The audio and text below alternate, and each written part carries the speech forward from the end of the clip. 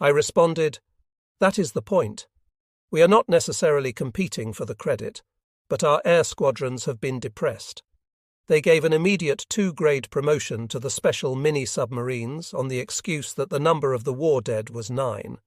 But there were 55 from the air squadron who died, and they will say that that is too many. They seem to believe that the 2-grade promotion depends more on the scarcity value rather than actual battle achievements." Gender continued, "No question about it. Kusaka himself had a difficult time accepting the decision made by the Central Authority. He was making tremendous efforts to boost the morale of the air squadrons, the core of our entire fleet operation. The decision was finally announced before we headed out, but it was a big disadvantage that our Chief of Staff was not able to focus on the details of Stage 2 operations." "Ugh," I groaned, then asked Gender, "Okay, what is your assessment of this operation?" "We are following without question the plan of the Combined Fleet's High Command. I am counting on you." Then Gender hastily disappeared up the ladder to the operations room, as if he remembered that there was something else he had to do. It was night time. The fleet was passing through the mine-sweeping waterway of the Bungo Strait. While I lay in bed in my private room, I was seized by an indescribable pain. I pushed the button to call the sailor assigned to me to send for the ship's chief doctor. Before long, the doctor came to examine and, after a short while, said it was appendicitis. He took a blood sample from my earlobe and went back to his consultation room. He returned, this time accompanied by the fleet's chief doctor. He said he was ready to begin surgical procedures. I was deflated by this situation, and so was the Fleet Command Center when they heard about this development. If the general commander of the air attack squadrons was immobilized because of his surgical operation, it would surely affect the military operation. However, the doctor said that I would not survive without the operation. In addition, our chief doctor was a master surgeon, and the Akagi was the ship responsible for performing surgical operations for the entire fleet. I thought, he already has the surgical knife in his hand, so I resigned myself to the necessity for surgery. I was operated on that night, and I was put in a wartime sick room below the ship's waterline. The Midway operation ended in defeat. The Imperial Japanese Navy, whose motto had been to fight against heavy odds, was defeated by the few, possessing heavy odds themselves. The cause of our defeat was nothing but hubris. The US side proclaimed it as a victory of information. Our plan had leaked out completely, giving the Americans a chance to get around their enemy. From top to bottom, the Japanese were too smug over the victories in our Stage 1 operations, and the result was that we underestimated the US Navy. Pride goes before a fall. At 3 a.m., Midway local time, on June 4, 1942, I was awake in bed in the Akagi's wartime sick room. The Midway operation was scheduled to start on this day. It had been a week since I was operated on, and it was only yesterday that my stitches had been taken out, but I had managed to regain some strength. The chief doctor, however, did not allow me to leave the room yet. From the flight deck, I could hear the roaring of engines for the trial run. I could not stand it any more. It was a shame that someone other than the general commander should take leadership in this important campaign, because of appendicitis. I sneaked out of the sick room, without permission from the doctor, of course. However, we were already in battle mode, and all the watertight bulkheads had been closed down, so the only way out was through manholes. It required a fair amount of effort to open and close more than a dozen manhole doors that were between the sick room and the upper deck. When I reached the upper deck, I was completely exhausted. I still had another 20 meters to climb up a ladder to get to the flight deck. When I finally made it to the deck, I began to feel dizzy and almost fell because of lack of blood to the brain. Air crews on the deck were surprised to see me and helped me to sit up. They laid me in the corner of the deck underneath the launch communications center and put a parachute sack under my head as a pillow. Lying on the deck, I waved my hand, telling the crews, "Do your best, I am counting on you." Solely because I wanted to give them this encouragement, I had forced myself up to the flight deck. At 4:30 a.m., 30 minutes before dawn, the first wave of the air attack squadrons took off to attack Midway base. The launching point was 240 nautical miles to the northwest of Midway. It was a combination of 108 bombers dispatched from 4 carriers, the Akagi, Kaga, Hiryu and Soryu, comprised of 36 level bombers, Type 97 carrier attack bombers, 18 each from the Hiryu and Soryu, 36 dive bombers, Type 99 carrier bombers, 18 each from the Akagi and Kaga, and 36 planes of the Air Supremacy Squadron, 0 fighters, 9 each from the Akagi, Kaga, Hiryu and Soryu. Usually I was the one to lead the attack as General Commander, but since I could not move because of my appendicitis operation, Hiryu's Air Group Commander, Lieutenant Joichi Tomonaga, took my place as the leader. The mission was the total destruction of the enemy's air power at Midway Base. The sunrise was at 5 a.m., Midway local time. After the first wave was launched, attack planes of the second wave were lifted to the flight deck to stand by. They were armed with anti-ship weapons in the event the enemy fleet appears. In this second wave, there were 36 planes from the Torpedo Bombing Squadron, led by Lieutenant Commander Shigeharu Murata, Type 97 carrier attack bombers, 18 each from the Akagi and Kaga, 36 planes from the Dive Bombing Squadron, led by Lieutenant Commander Takashige Igusa, Type 99 carrier attack bombers, 18 each from Hiryu and Soryu, and 36 planes from the Air Supremacy Squadron, led by Lieutenant Commander Shigeru Itaya, 0 fighters, 9 each from the Akagi, Kaga, Hiryu and Soryu, the best conceivable formation of the Nagumo Task Force. I thought that even if the enemy task force should appear, the sooner the better for us to beat them quickly. It was not from conceit, but from my conviction in the skill and strength of the squadrons under my command. But my major concern was the search operation. That day, the operation was a single search covering a fan-shaped area from the east to the south of the Nagumo Task Force, sandwiching Midway Island. It consisted of 7 search lines, and the spotter aircraft were 1 reconnaissance seaplane from the Haruna, 2 each from the Tone and Chikuma, and 1 carrier attack bomber each from the Akagi and Kaga.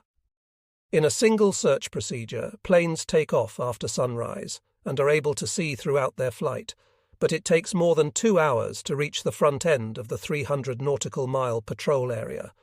Therefore, it is not effective if the need is to grasp the enemy situation as soon as the sun rises. In order to obtain more timely information, a double search is employed. In a double search, single search planes are launched in darkness so that they will reach the front end of the 300 nautical miles patrol area by sunrise. However, as the planes make their way to the front end, they are flying in darkness and cannot conduct search activities. Back in those days, planes were not yet equipped with radar, and search depended exclusively on human eyes. There was no other way. In summary, in a double search procedure, planes are launched at sunrise in order to obtain more timely information. Using this method, the entire picture of the enemy's position within the patrol area could be grasped in less than an hour after sunrise, but double the number of reconnaissance planes were required. Meanwhile, the Nagumo Task Force's command center, like the Combined Fleet Headquarters, was firmly convinced that if they struck Midway, the U.S. task force in Pearl Harbor could be lured out and destroyed. Influenced by this optimistic view, that day's search procedures lacked all necessary precautions. However, the fact was, the U.S. task force had already advanced to the Midway area, waiting for its opportunity to attack. From the start, the U.S. side was aware of the Japanese Navy's Midway operations plan.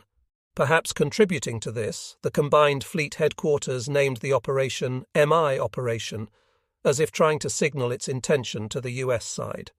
As a consequence, the U.S. Pacific Fleet's High Command seems to have prepared serious countermeasures. As an example, the Yorktown, which was badly damaged in the Battle of the Coral Sea on May 8th, was given temporary repairs on a small island nearby. Then she was towed to Pearl Harbor, sparing no effort. Working round the clock, shipyard crews completed repairs on the Yorktown in time for the Battle of Midway. In contrast, the Shokaku and Zuikaku were damaged in the same battle. Their takeoff and landing functionalities were impaired due to damage to their flight decks, But the damage was limited, and the ships were able to return to Kura Naval Port under their own power. Still, since the repair work was done with no sense of urgency, they were not ready in time for the Battle of Midway. There was such a great gap between the mental preparations of the two sides. On our side, I thought arrogance from top to bottom was to blame. That day, if the Nagumo fleet had carried out a double search and taken all possible measures, the enemy task force could have been sighted within the patrol area in less than an hour after dawn. If that had happened, we could have annihilated the enemy by launching the second wave attack squadrons, resulting in a sweeping victory for our side at Midway. It is too late for regrets, but because of this lack of thoroughness in our search, the Midway operation went completely against our original expectations. The first wave air attack squadron, led by Lieutenant Tomonaga, reached Midway 2 hours after takeoff. On the way, they were intercepted by 26 Buffalo fighters, outdated U.S. Marine Corps planes, but they were wiped out after a brave fight with the 36 Zero pilots of our Air Supremacy Squadron. Following this action, Tomonaga issued an order to all forces to strike and to commence bombing Midway Airfield. However, there was not a single plane on the airfield. The U.S. side, already aware the day before of the Nagumo Task Force's presence, had evacuated the airplanes just ahead of the anticipated air raid at dawn. As for Tomonaga, it was extremely careless to have dropped all the bombs without confirming the presence of enemy planes on the ground. His duty was to blow up the enemy's air power, not to dig holes on the airfield. Admittedly, Tomonaga was a fearless pilot with actual air combat experience in the China campaign. However, he had limited experience in over-ocean operations, and it was only before the mission to Midway that he was assigned as the Hiryu's Group Aviation Commander. Under these circumstances, he should have been perceptive enough to survey the landscape, then make the judgment that the enemy aircraft must be in the skies nearby. Midway was an isolated island in the middle of the ocean, so he should have waited for them to return, then pummel them. Instead, after he realized that his first wave bombardment had failed to destroy the enemy's air capability, he radioed in and said that a second attack wave is required. This report may have been justified, as it was indeed true that the first wave attack squadron did not achieve its objective. Nevertheless, this radio message eventually became the first stumbling block of our Midway operations. Upon receiving Tomonaga's report saying that a repeat attack was required, there was a commotion at the Nagumo Task Force's command center. It was because they needed to wipe out the enemy base's air power before the invasion force, led by Rear Admiral Nobutake Kondo, could approach and land. Here, the primary mobilization operation of the Nagumo Task Force was suddenly restricted, being bound by the need to support the invasion of Midway Base. Responding to this urgent situation, Nagumo decided to divert the second wave attack squadron that was standing by and have them prepare for the possible appearance of the enemy task force. However, the second wave attack squadron was equipped with anti-ship attack weapons. A base attack cannot be made with torpedoes. The command center quickly issued an order to the second wave attack squadron to convert their weapons to bombs for a land attack. I thought that we should not do this. However, I did not have power to stop this action, and I was lying on the deck in a hospital gown. The Akagi was in utter confusion as the planes that had been standing by on the flight deck were lowered down by elevator to the hangars below, where their torpedoes were replaced with land bombs. All of this was taking place an hour after sunrise. Suddenly, enemy planes were attacking. It was their torpedo bombing squadron. However, as I watched them, I saw that their torpedo launching methods were ineffective. It appeared that they were launching at an altitude of 100 meters, with a sighting distance of approximately 1,500 meters. We evaded every torpedo as they all attacked as a single plane. One of the torpedoes launched at the Akagi ran along the port side where I was lying. It passed very close to us and was evaded only because of skillful maneuvering. As I watched, it made my blood freeze, and they scared me. None of the enemy torpedoes hit, and our air cover fighter squadron and all the planes of the Air Supremacy Squadron that had been standing by took off to intercept the enemy planes. Every enemy bomber was targeted by 2 or 3 Zero fighters, and anti-aircraft fire from our ships had to be suspended for a while. If we fired, we risked damaging our own fighters as well. Therefore, it was our Zero fighter squadron that shot down all the enemy planes that attacked us. All our crews watched these spectacular airfights that took place in front of them. They applauded and cheered loudly every time an enemy plane fell into the sea with a big splash. As I watched, my first impression was that these torpedo bombers seemed to be land-based planes from Midway base. Later, information from the US confirmed my observation. It was announced that 51 US Marine Corps dive bombers stationed at Midway base took off to attack the Nagumo task force, but only 9 made it back. However, a different US source announced that 41 torpedo bombers were launched from 3 carriers of the US task force, and 35 of them were shot down, and none of their torpedoes hit any targets. Whatever the case, it was an assault by almost 100 planes, but the Akagi's command center was not yet aware that some of the enemy torpedo bombers originated from enemy carriers. The US fleets that were waiting this day to attack the Nagumo task force were 2 task forces dispatched by the US Pacific Fleet's Commander-in-Chief, Chester Nimitz. The 16th Task Force, led by Admiral Raymond Spruance, included 2 carriers, the Enterprise and Hornet, carrying 158 aircraft, 5 heavy cruisers, 1 light cruiser, and 11 destroyers. The 17th Task Force, led by Admiral Frank Fletcher, included the carrier Yorktown, carrying 75 aircraft, 2 light cruisers and 6 destroyers. Meanwhile, as the seconds ticked away, the switch to land bombs on the planes of the second wave attack squadron was completed. The flight deck was now filled with planes, and unless they were launched soon for the air attack on Midway base, the planes from the first wave attack would have nowhere to land. Then, just when the command center was about to launch the second wave attack squadron, a radio message came in from the Tones No. 4 reconnaissance plane.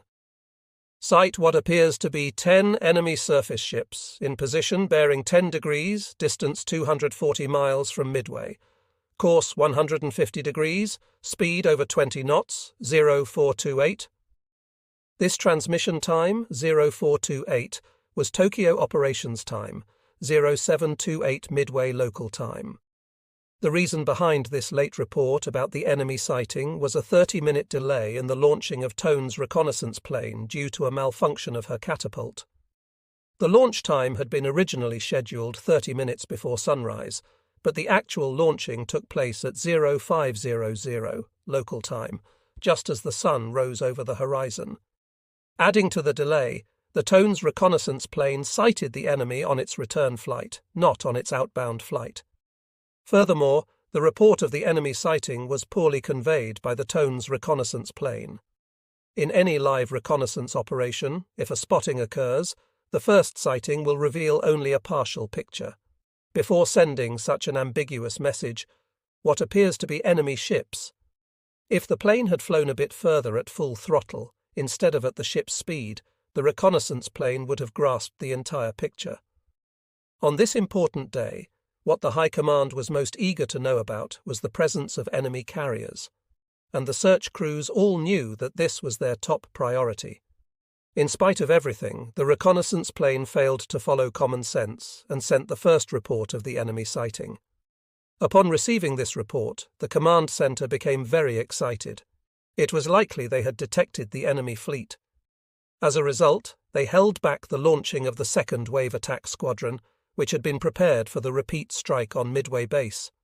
However, having received only the information, what appears to be 10 enemy surface ships, they had no way to contact the reconnaissance plane without risking enemy interception of their communications. The command center waited very anxiously for the next message, but it did not come. Breaking radio silence, the command center sent a message. Identify enemy ship type. To this, Tone's No. 4 plane responded, the enemy is composed of 5 cruisers and 5 destroyers, 0509. It was close to 0830, local time, when this message was received at the Nagumo Task Force's command center. This delay was due not only to time spent on communications processing, but there was also considerable time spent discussing the plane's first message before the command center decided to transmit its message, "Identify enemy ship type." In retrospect, the plane's report was deficient and should never have been sent as it was worded. In any case, the response of 5 cruisers and 5 destroyers put the command center at ease. They took this to mean that these were only enemy patrol ships, and they could be dealt with later. Then, about 30 minutes later, there was another radio message coming in from the Tones No. 4 plane. The enemy is accompanied by what appears to be a carrier.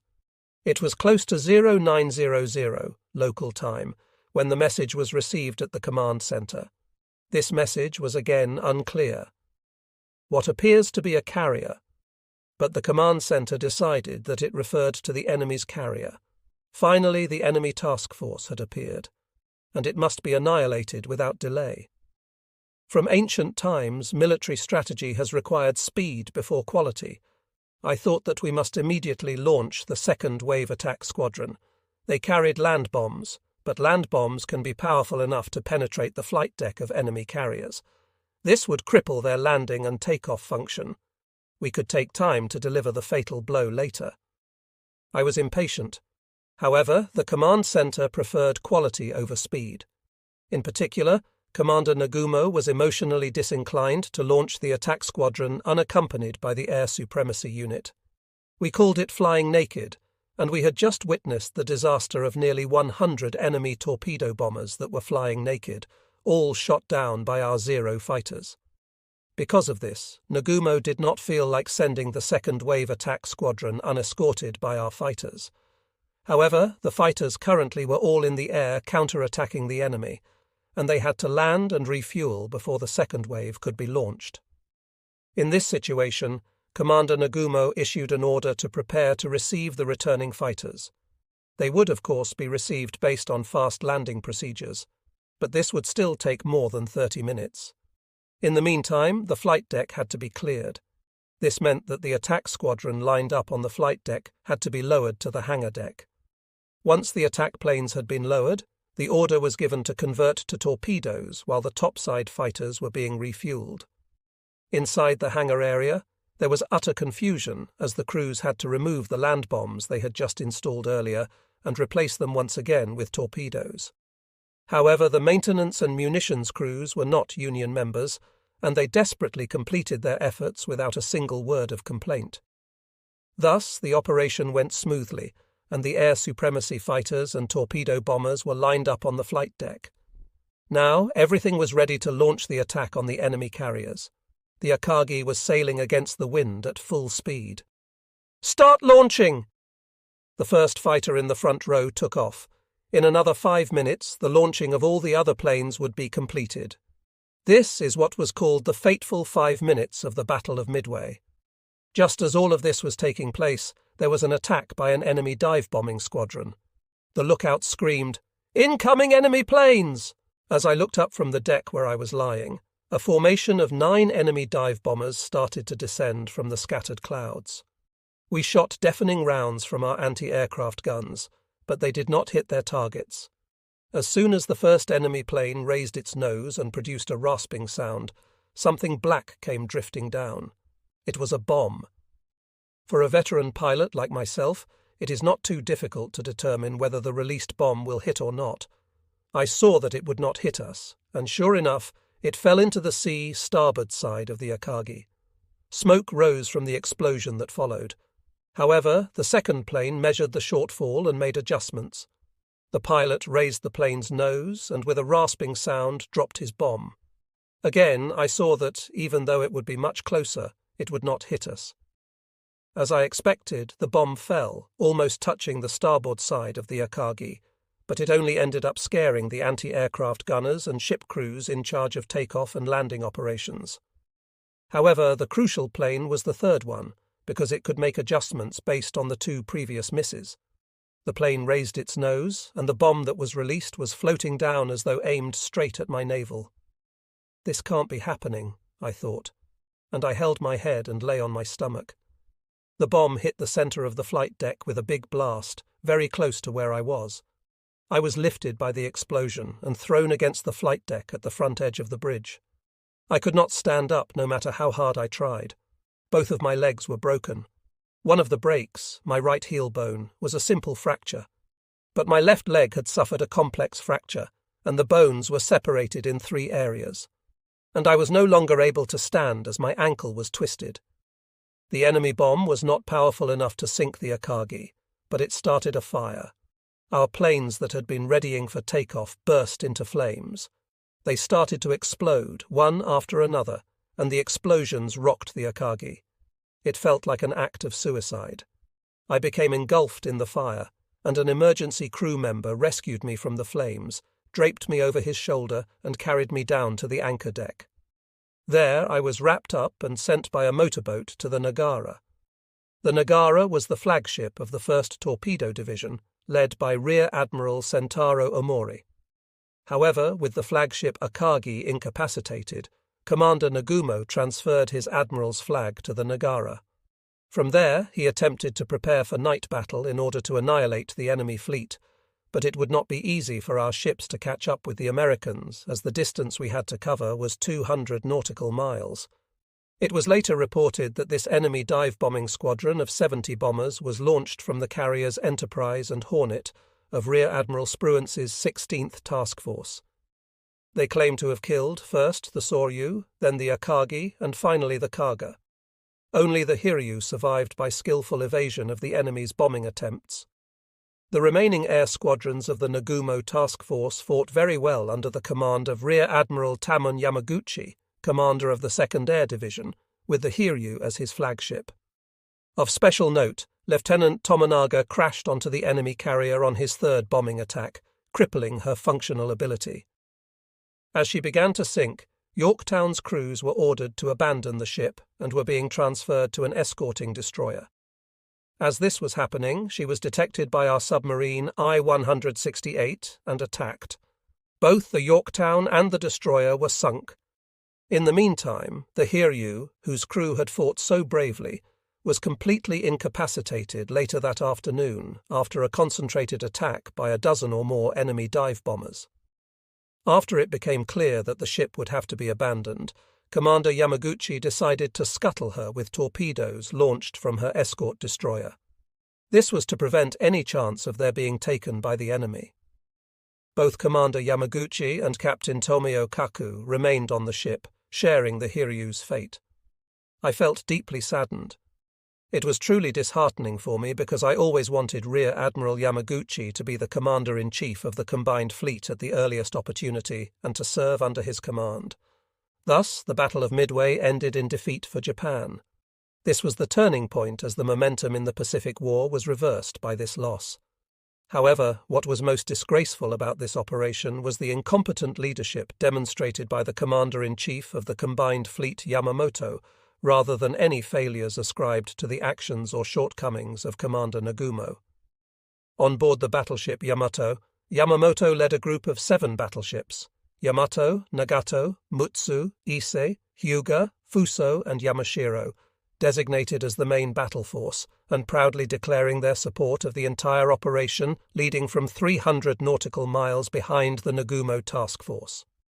In any case, 4 carriers of the Nagumo Task Force were lost, and because they were being pursued by the enemy's 2 surviving carriers, Admiral Yamamoto's main force had no choice but to retreat, instead of providing support for the entire operation.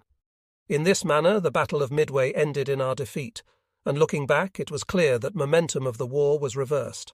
However, what I thought at that time was that this defeat would be a wake-up call to the leaders of the Japanese Navy who were obsessed with big gun, big ship policy. If that happened, it would be a case of good coming out of evil. Besides, many of our air crews survived on the Akagi, Kaga, and Soryu, as the ships were hit immediately before the planes were launched. My fighting spirit had not been dampened, and I thought that we could regain our battle momentum as these veteran pilots had survived, despite the loss of 4 carriers. Taking advantage of their overwhelming victory at the Battle of Midway, US forces moved aggressively against Japan at Guadalcanal. In the early morning of August 7, 1942, they landed on Guadalcanal and Tulagi with large convoys and occupied them. The Combined Fleet's command centre made desperate efforts to defend the area, and they clearly understood that a wedge had been driven between the southwestern Pacific and our previously undefeated territory in the Great East Asia Co-Prosperity Sphere. Upon my discharge from the hospital at the end of October, I was assigned as an instructor to the Yokosuka Aviation Squadron, then, on December 20th, reassigned as an instructor at the Naval Academy. Although I was an instructor, there were no students to teach as they were all at the battlefront. Therefore, the authorities gave me a position as director of the Battle Lessons Research Committee. It was exactly what I wanted, and I devoted myself to the issue of battle lessons learned. Despite my eagerness, the detailed battle reports and wartime diaries from the field used to arrive almost a half-year after the events took place. Consequently, with a belief that the battle lessons should be obtained immediately from the front, I asked the authorities to prepare a Type 1 land bomber to fly me to Rabaul.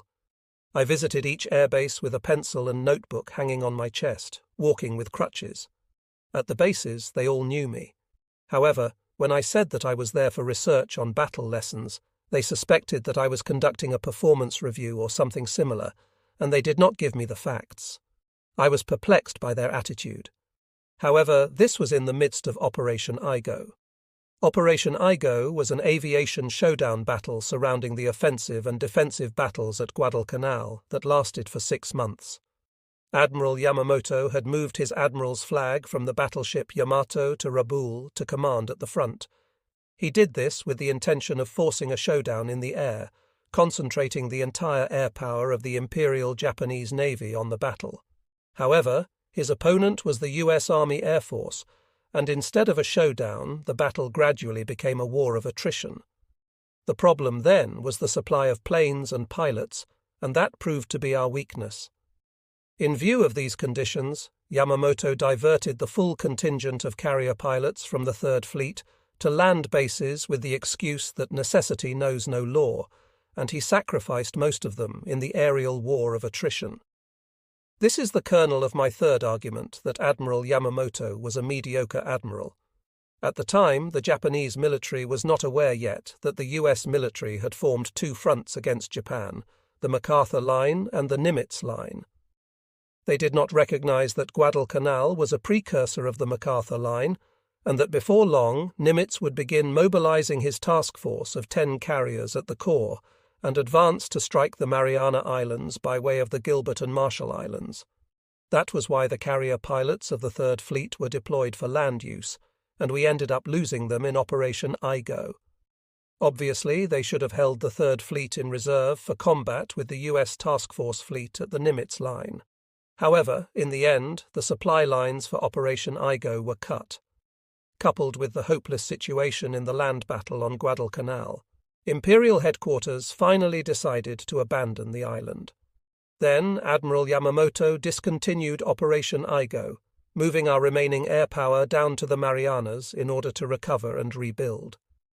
They called this movement a strategic anabasis, the long march of the Greek 10,000 from the coast to the interior, as described by the general and historian Xenophon. But it was nothing but a general retreat. All of a sudden, the ground troops stationed at the front lines in Rabaul were left without air cover. The skies were absent of Japanese wings. One day, Japanese planes engaged in combat with US planes in the air, and the next they were gone, leaving the skies a one-man show dominated by US planes. Naturally, our ground troops were demoralized.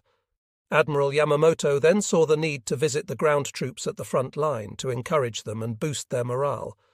Accordingly, Admiral Yamamoto headed for Bougainville Island, accompanied by his Chief of Staff Ugaki in 2 Mitsubishi G4M Betis, escorted by 6 Zero fighters. It was April 18, 1943, and they started from Rabaul at 0600. Their objective on that day was an inspection of the front line, as well as a visit to General Hitoshi Imamura, Commander-in-Chief of the 17th Army, with whom they cooperated closely in the defensive and offensive battles at Guadalcanal for 9 months. While Yamamoto's travel arrangements were top secret, the commander of Shortland Base in the Solomon Islands thought that this was an ordinary inspection visit, and he sent Yamamoto's arrival schedule to the troops under his command using aviation abbreviation codes with a lower degree of security than normal. This message was intercepted immediately by the intelligence unit of the U.S. Pacific Fleet's High Command in Pearl Harbor. Without delay, the High Command notified Henderson Base on Guadalcanal so that they could intercept Commander Yamamoto. The American commander there was Major John Mitchell, and he waited above Moyler Point, leading 16 Lockheed P-38 Lightning fighters. It was 0740. Captain Thomas Lanphier led the group that attacked the Mitsubishi G-4M Betty, in which Yamamoto was flying. The plane was shot down, crashing in the deep jungle of Moyler Point at the southern edge of Bougainville Island, and Admiral Yamamoto was killed in action. His attaché, Commander Kurio Toibana, died with the admiral. The second plane was also hit, but it ditched in the sea nearby. While Ugaki survived with a minor injury, his attaché, Commander Suteji Muroi, died. Both staff officers were top graduates of the Naval Academy who had received special swords as an Imperial award. I knew them both very well. Years later, I heard the story of the U.S. interception from Captain Lanphier himself on the occasion of his visit to Japan. At the time of Yamamoto's death, I thought that, based on the results of battles in ancient times, the death of the leader of our entire force in action meant nothing short of defeat in the war. I lost interest in engaging in any further research on battle lessons. The Operation Shoichi-Go was a defensive operation to counter the U.S. invasion of the Philippines. Because the U.S. forces landed at Leyte Gulf, the U.S. side called it the Battle of Leyte Gulf.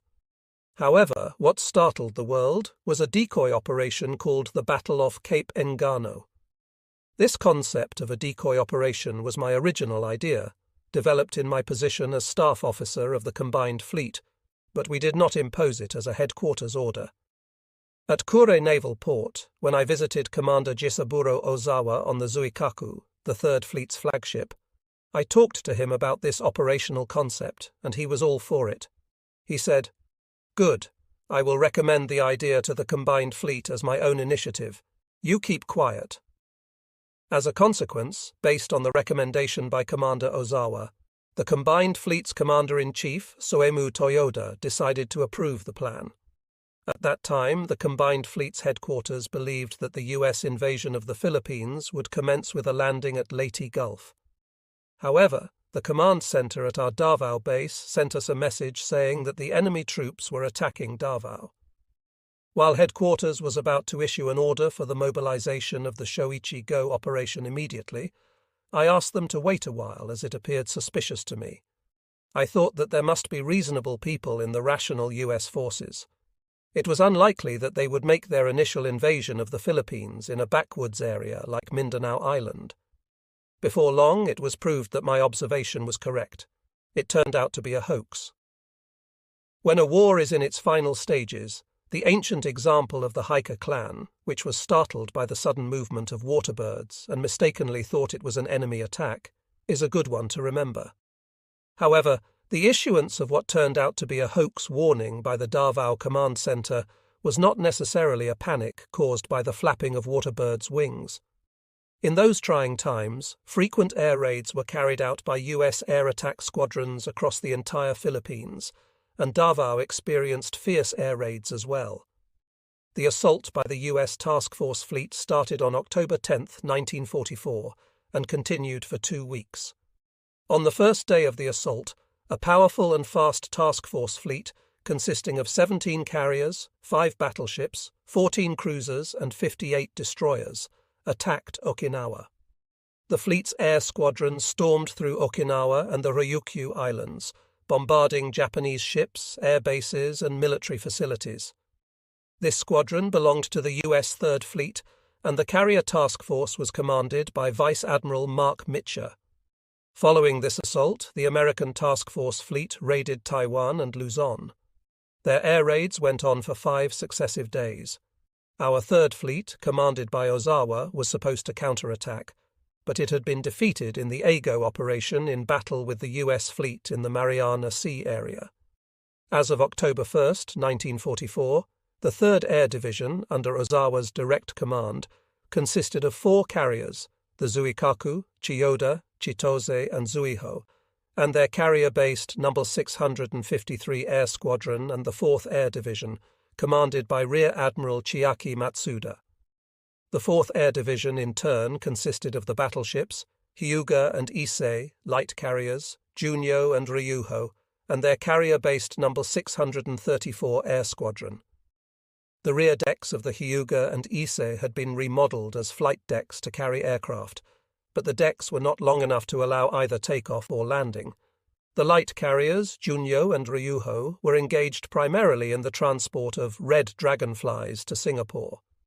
At the time, our southern lifeline was increasingly exposed to threats from enemy submarines, and it was impossible to ship in oil. Because there was a shortage of gasoline, the idea was to transfer what they called the Red Dragonfly Squadron, comprised of training planes from the Kasumigora Air Training Squadron, to the oil-rich airfield in Singapore. Junyo and Ryujo were employed for this transport mission. In addition to the task force already mentioned, 2 regular carriers, the Amagi and Unryu, and their carrier-based No. 601 Air Squadron of the reorganized 1st Air Division, led by Rear Admiral Kaizo Komura, were incorporated into the 3rd Fleet. However, the Amagi and Unryu had just been completed in August, and they did not have aircraft or aircrews yet. Finally, the 10th Division was assigned as an escort troop, along with the flagship light cruiser, Yahagi, and 4 groups of destroyers. As mentioned earlier, while 8 carriers remained in our 3rd Fleet task force, there were neither planes nor crews to carry on the ships. Even if we could somehow pull out planes and crews like rabbits from a magician's hat, there was no time for training. The US side, of course, did not allow us such time. While we gave the Americans a generous 2 years after Pearl Harbor to allow them to construct such a powerful fleet, they did not give us even a month now. If carrier pilots do not have the basic skills required for takeoffs and landings, it does not do any good to have planes on the carriers. However, it also does not make any sense to assemble the remaining carriers at our naval ports and expose them to air attacks just to be sunk. It was unsightly, but the carriers could be camouflaged by covering their decks with pine branches and then dispersing them among the small islands in the inland sea of Seto. In any case, it was no time for us to sit idly by in the face of the unrelenting behavior of the enemy task force. The combined fleet attempted a fierce counterattack by mobilizing the entire land-based air power in and outside the country, but we were no match for the enemy. At that time, this effort was called the Aerial Battle of the Taiwan Seas. At the bases on Taiwan, the Air Squadron of Carrier Division II, led by Vice Admiral Shigeru Fukudome, was engaged in training, and the reconstituted Air Squadron of Carrier Division I, commanded by Vice Admiral Takijiro Onishi, was transferred to Clark Field in Luzon. However, most of the pilots of these land-based air squadrons had just completed the short Red Dragonfly training course, and they were far from being combat-ready with their low degree of flight proficiency. Nevertheless, they all performed their counter-attack sorties in high spirits. Additionally, from inside the country, the T Troop, commanded by Captain Shuzo Hisano, sortied as required. The T, short for Typhoon Troop, was based on the concept of annihilating the enemy while they temporarily halted operations because of the threat of typhoon, and our planes would fly despite the bad weather. It was an elite unit conceived by gender at Imperial headquarters. However, the battle achievements of both of these land-based aviation squadrons were not so commendable. In any event, I was checking their battle reports before sending them on to Imperial headquarters, and I was surprised by their announcement of a sweeping victory in the aerial battle of the Taiwan Seas. They had bypassed the head of the combined fleet headquarters and were broadcasting the warship march with a great deal of fanfare. I wondered who on earth was giving such an exaggerated report of the battle results. I should mention that the Imperial Forces Air Force also participated in the aerial battle of the Taiwan Seas. I was very knowledgeable about the background of their participation in air battles over the ocean. When I was Chief of Staff of Carrier Division I, based on orders from Imperial headquarters, I trained 2 large plane air groups belonging to the Army's 1st Air Division on torpedo bombing techniques. I also instructed the medium-range attackers of Carrier Division 1's Dragon Group at Kanaya Air Base occasionally. I failed to confirm their performance level after the training, as I was assigned to the staff of the combined fleet soon after, but these same two Army Air Force groups participated in the aerial battle of the Taiwan Seas, carrying torpedoes. Moreover, theirs was a night attack. Even for me, with countless battle experiences over more than a decade, a torpedo attack at night on an enemy fleet that was freely moving around was extremely difficult. It was asking too much for crews of the Army Air Force, who were complete amateurs when it came to combat over the ocean, to attempt a torpedo attack at night. It is admirable that they did this anyway, but unfortunately their efforts produced no results. What was even more regretful was that they misrepresented their battle achievements. For instance, after one of their planes launched a torpedo, the wingman was shot down and plunged into the sea in flames. The other crews mistakenly thought that the torpedo which had just been launched hit the enemy ship, and they sent a radio report stating, "One enemy carrier sunk." More than a dozen similar reports were sent out, and when Army headquarters received these reports, they concluded that more than a dozen enemy carriers had been sunk. Until this battle, the Army Air Force had never participated in or cooperated with the Navy in a battle over the ocean, so it was an epoch-making event. Furthermore, based on the battle reports that indicated their Air Force had achieved enormous success and annihilated the enemy task force, it was easy to imagine the degree of enormous joy at Army headquarters. Without delay, the Army News Service, whose duty was to broadcast significant news to the public, overly embellished reports of the Air Force's battle results.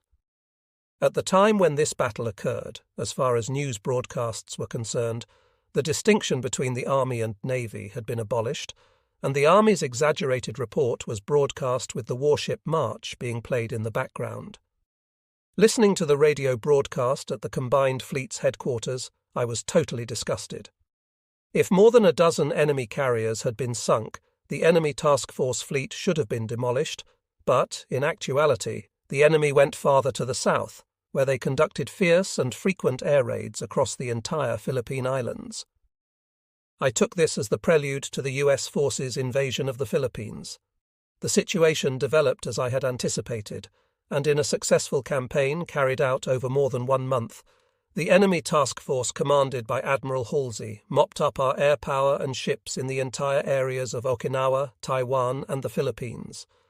In addition, while the enemy did not lose a single carrier in the air battle of the Taiwan Seas, there was a crippled light cruiser that put out a distress signal. Their message was picked up by our enemy signals communications team, and it was used to endorse news of huge damage inflicted on the enemy. In the end, Imperial headquarters' announcement of our sweeping victory in the air battle of the Taiwan Seas was nothing but a whopping lie. In spite of the news of victory, Combined Fleet headquarters regarded the landing of US forces on Leyte Gulf as inevitable. They decided to prepare for the landing by assembling all the remaining forces of the Combined Fleet. However, they did not have the capability to engage the enemy in a conclusive battle. Therefore, they aimed, at a minimum, to annihilate the enemy's landing convoy. The objective was to inflict roughly 300,000 casualties at the inception of their invasion of the Philippines. At that time, I expected the enemy would mobilize approximately 100 ships. Assuming that each ship would carry 3,000 soldiers, the total enemy force size would be 300,000. Our intention was to send all the ships to the bottom of the sea along with their soldiers. It may sound brutal, but it was the reality of war. After the war, some history buffs called this the Shoichigo Operation, an unprecedented sea battle in the history of the Pacific War. Some called it the last fleet battle of the war.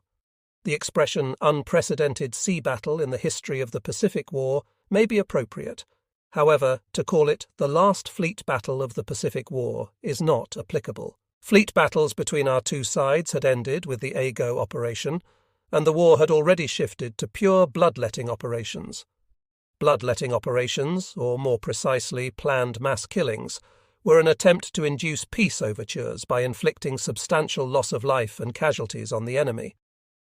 The Pacific War was fundamentally air warfare, and, being the person who held a key position in aerial warfare as Chief Aviation Commander of the Combined Fleet, I knew too well that there was no longer any chance for us to win the Pacific War. Sun Tzu, the great ancient Chinese master of the art of war, said, "If you know your enemy and yourself well, you will not lose in 100 battles." Now I knew both the enemy and ourselves too well, and I was very concerned about this particular battle. However, I kept it to myself, as it was a taboo subject at a time when inside the fleet they were elated with the conviction that victory was certain. But I saw it as inevitable that we would end up in unconditional surrender if things continued to develop as they had. Therefore, we intended to cause substantial bloodletting casualties in an effort to force peace overtures. This would somehow indicate to the enemy that if they accepted our conditions, we would terminate the war at the current stage. However, if they refused, they should be ready for us to inflict double or triple the amount of casualties. Based on our experience at Pearl Harbor, I thought that a weak point of the American people was their reaction to loss of personnel. However many ships and aircraft they lost, they thought that they only had to produce more to correct the situation, but when it came to personnel loss, the loss could never be made up. Our aim was to take advantage of this weakness by inflicting losses of 300,000 soldiers during their initial move to invade the Philippines. Fortunately, our division of surface vessels was intact at Linga Anchorage. Intact sounds better, but it was not something to be admired as they only remained intact during the war because they were kept in reserve. Linga Anchorage was located across from Singapore, with abundant oil supplies from the island of Sumatra. It did not make sense to provide oil transported from the south to this idle fleet of surface vessels while they stayed inside Japanese waters. As I mentioned earlier, our lifeline in the south was exposed to the threat of enemy submarines, and a drop of oil brought into Japan was as precious as a drop of blood. Therefore, at this stage of the war, the oil-eating fleet of surface vessels was sent to oil-rich Linga Anchorage. This division of surface vessels was comprised of a group of battleships, headed by the super battleships Yamato and Musashi, a troop of heavy cruisers and light cruisers and destroyers of the torpedo troop for added protection. All were led by the commander of the Second Fleet, Vice Admiral Takeo Kurita. As commander of the Combined Fleet's aviation staff, I regarded them as a very suitable force to annihilate the enemy. Consequently, Combined Fleet Headquarters designated them as the first mobile force and assigned Kurita to take command. Taking his name, the fleet was also called the Kurita Fleet. By order of the Combined Fleet, the Kurita Fleet's roles in the Shoichigo operation were to storm into Leyte Gulf and destroy the enemy convoy. However, we all knew that the enemy convoy would not come naked, but would arrive with the backup of the Halsey Task Force Fleet, 17 carriers. If our naked Kurita Fleet should confront the Halsey Fleet, exposing our air squadrons to their air force, it was a foregone conclusion that we would be completely destroyed. Therefore, we racked our brains to find an answer to the question of how to annihilate the Halsey Fleet when strength was not on our side. We thought we might be able to lure the Halsey Fleet to the north to allow the Kurita Fleet to storm into Leyte Gulf, taking advantage of the enemy's temporary absence. This was the concept of the decoy operation I talked about earlier. However, in order to lure the Halsey Fleet up to the north, we needed alluring bait. We decided to assign this role to the Ozawa Task Force Fleet. It was certainly an outrageous idea, but in the midst of our desperate situation, which was bordering on catastrophe, everything came to have suicide attack characteristics. Following discussions, Combined Fleet Headquarters ordered the Kurita Fleet to prepare to storm into Leyte Gulf. However, the Kurita Fleet complained about the order. At that time, I was the group commander of the Combined Fleet's aviation staff, and assignments regarding surface vessels were the responsibility of Operations Staff Officer Commander Sakuo Mikami, and I did not hear about the complaint. After the war, I found a book titled The Kurita Fleet, written by Kurita's Chief of Staff, Rear Admiral Tomiji Koyanagi, which describes the incident. From the start, Admiral Kurita mentioned the traditional historical theory of sea power, emphasizing that a fleet battle on the seas should be a decisive battle. He even cited the Battle of Jutland between the British and German fleets in World War I. He went further and stated that major fleet battles are decided by the exchange between guns and torpedoes. Then, in light of accepted military principles, he criticized the operations target which was given to the Kurita fleet as unreasonable. He stated, "Now, if we should succeed in annihilating the enemy convoy that we will face, so long as the enemy fleet remains, the enemy may repeat the landing operation as many times as they want. That is, if we look at the broader implications, we may cause some delay in the overall schedule of their offence, but it will not smash the enemy's intention to invade. On the other hand, if we annihilate the enemy task force, the enemy will be forced to abandon their offence completely, thus opening the possibility for us to change the terms of battle. That is to say, that the first course of action is only a temporary stopgap measure. The latter is a measure for a radical solution. It is the attitude of the entire Kurita fleet that the combined fleet's operations plan is putting the cart before the horse." Certainly, Kurita's argument was a fundamental rule of the principles of war, and the combined fleet was fully aware of this. However, the point was that we did not have the military capacity or capability to annihilate the enemy task force fleet. For the combined fleet, it was not a matter of trying to put the cart before the horse. There was no longer a horse, only the cart remained, and they intended to make the best of a very bad situation. The Kurita fleet consisted of a traditional main force, a group of battleships, and their advance force, a group of cruisers. Since they were the main force in previous fleet battles, they had not awakened from their delusional dream. They were, as a result, eager to attack the enemy with guns and torpedoes, never thinking about their true situation at this late stage. And as a consequence, the Kurita fleet was offended, their feelings hurt and pride wounded, to be assigned the operations target to destroy the enemy convoy. However, as this phase of the operation was unfolding, the nature of warfare had changed drastically, and the age of battleships and heavy cruisers was over. While headquarters claimed that this would be a decisive battle between the major powers, there was no chance that our fleet of surface vessels could match the enemy's task force fleet. I knew perfectly well that, if exposed to fierce attacks by the enemy's air squadrons, our fleets were no more than floating targets waiting to be sunk. It was a fact that I myself proved during Stage 1 operations with our attack on Pearl Harbor. Hence, by reading the Kurita fleet after the war, I came to know the underlying reason why the Sho-Ichi-Go operation ended up in defeat, despite achieving the objectives of the decoy operation with substantial sacrifices. In any event, on October 17, 1944, in response to an urgent situation, Combined Fleet Headquarters issued an order to the Kurita fleet in Lingga anchorage to advance immediately to Brunei Bay at Borneo Island. The Kurita fleet was made up of the Kurita Center Force and the Nishimura Southern Force. The Kurita Center Force was made up of 5 battleships as the core, the Yamato, Musashi, Nagato, Kongo, and Haruna, 10 heavy cruisers of the Second Fleet, the Atago, Takao, Chokai, Maya, Miyoko, Haguro, Kumano, Suzuya, Tone, and Chikuma, and their escort groups of destroyers including the light cruisers Noshiro and Yahagi. And the Nishimura Southern Force, commanded by Vice Admiral Shoji Nishimura, consisted of 2 battleships, Yamashiro and Fuso, 1 heavy cruiser, Mogami, and 4 destroyers. Upon receiving the order from Combined Fleet Headquarters, the Kurita fleet sailed from Lingga anchorage in secrecy. At the start of the mission, it was reported that Commander Kurita instructed his fleet as follows. While our exercise at Lingga anchorage lasted less than 3 months, we have achieved the equivalent of more than a year of peacetime activity, thanks to the dedicated efforts of all of our crews and abundant fuel. Our proficiency has been enhanced to a level where we cannot expect more.